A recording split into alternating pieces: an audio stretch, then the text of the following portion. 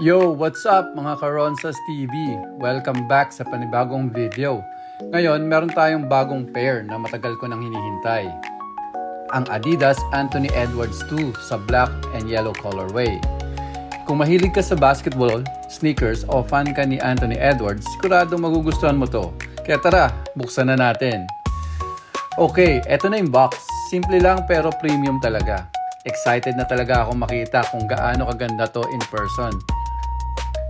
Oh, grabe! Ang ganda niya sa personal. Ibang-iba kumpara sa pictures online. Yung black and yellow colorway, sobrang astig. Yung black give it that clean at aggressive look. Tapos yung yellow talagang bumabagay at nagbibigay ng sporty vibe. Kung trip mo yung hindi sobrang flashy pero mapapalingon pa rin ang mga tao, swak na swak to. Tingnan natin ng mas malapitan. Magaang yung pakiramdam niya pero ramdam mong solid ang build and quality. Maganda rin yung overall design. Kita mong ginawa talaga para sa mabilis na galaw sa court. Yung outsole mukhang makapit. Excited akong subukan kung okay ba talaga yung traction sa actual game. Overall, premium talaga ang dating niya. Sige, isuot natin.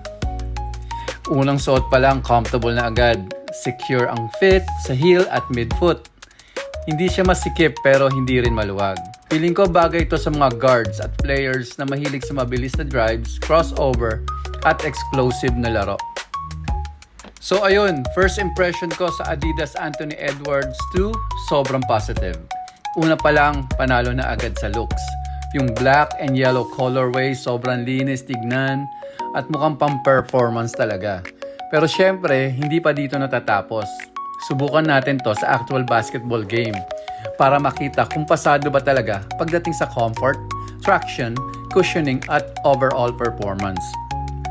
Kung gusto nyo makita yung full performance review, make sure na nakasubscribe kayo sa Ronsas TV, i-like nyo ang video at i-hit ang notification bell para hindi kayo mahuli sa mga susunod nating sneaker at basketball content.